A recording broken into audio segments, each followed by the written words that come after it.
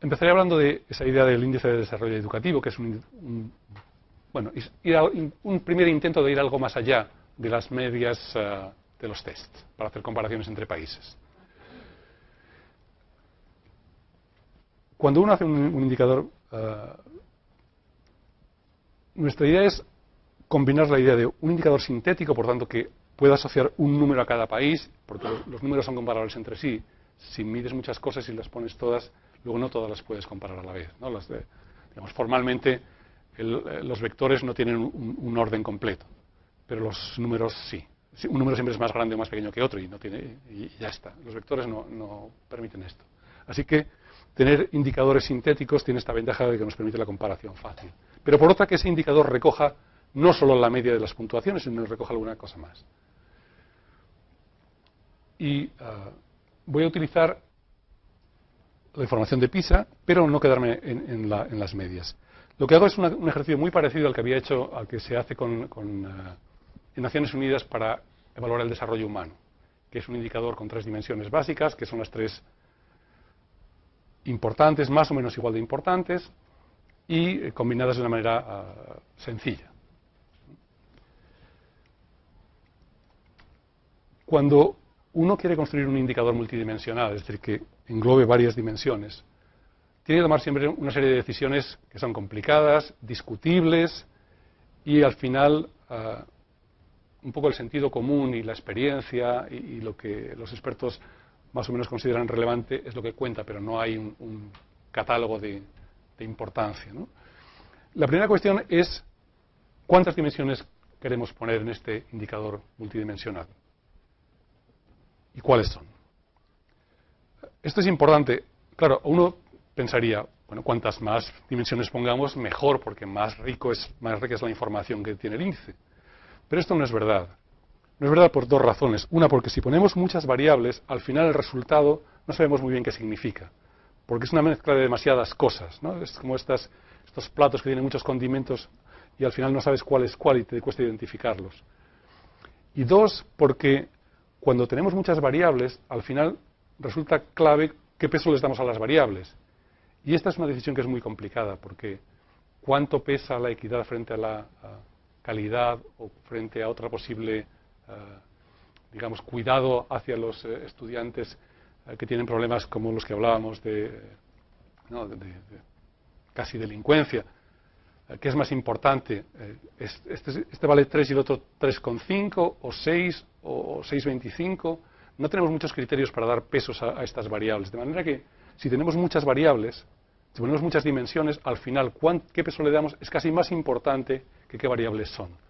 Y el indicador se vuelve muy frágil, en el sentido de que si cambiamos los pesos de las dimensiones, cambia todo lo que este indicador mide. Si tenemos pocas y son de una a priori importancia similar, no es muy arriesgado darles pesos iguales a todas ellas.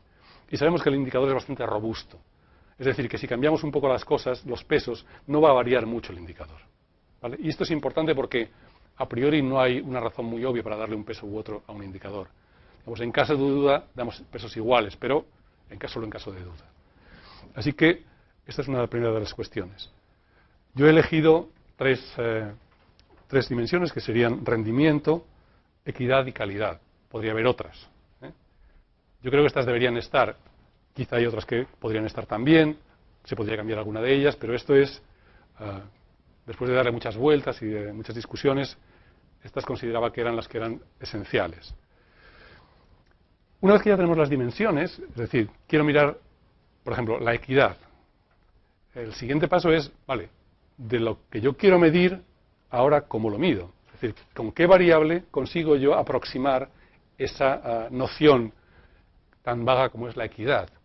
Y este es un segundo paso también donde uno tiene que hacer muchos compromisos. Y usar, primero, los datos disponibles y segundo, en general, reducir la dimensión, ¿no?, conceptual de lo que quiere hacer hasta una variable que a veces es muy roma, ¿no? Es una variable muy elemental. Entonces, mientras no encuentran una mejor, pues esto vale, ¿no? Pero es un ejercicio un poco de reduccionismo a veces bastante radical, porque al final uno quiere medir cosas. Así que luego os contaré cómo se miden, pero quiero decir que Una vez identificadas las dimensiones que quiere uno medir, el siguiente paso es cómo las mido, qué variables escojo. Y esto no es trivial. Para darles una idea, Naciones Unidas había estado usando para medir la educación en el índice de desarrollo humano durante muchos años el índice de analfabetismo. Claro, es una manera de medirlo, pero no nos dice nada básicamente de los países desarrollados porque es cero o casi cero, ¿no? Con lo cual está usando una variable, o sea, la idea es importante, computar la educación en la idea del desarrollo, pero lo estaban viendo con una variable que era tan mala, si comparas Tanzania con Estados Unidos, no, pero si comparas Alemania con Francia, pues no te dice nada, básicamente. Así que una de las cosas que hizo fue cambiar esta variable, ¿no? Por tanto, qué variable escoges para medir la dimensión que has seleccionado es importante.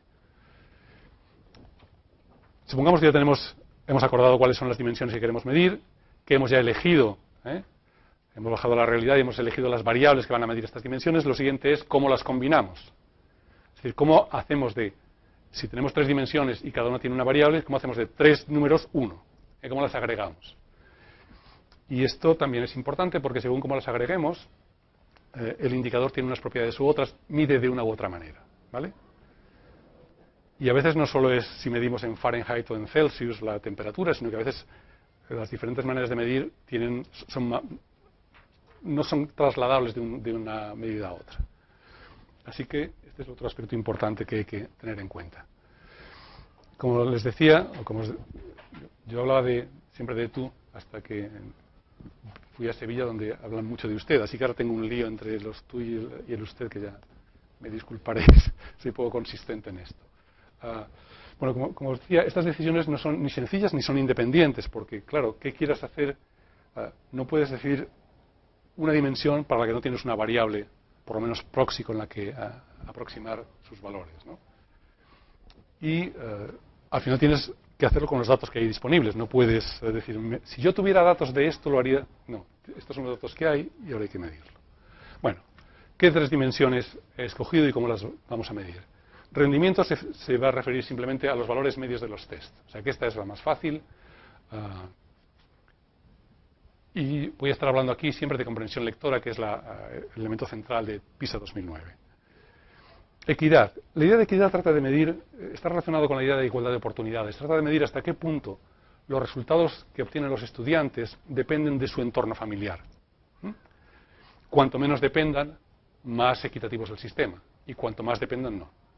Si tus notas son independientes de quiénes son tus padres, quiere decir que el sistema permite a gente con menos favorecida familiarmente que llegue tan lejos como otros que parten de una posición familiar más acomodada.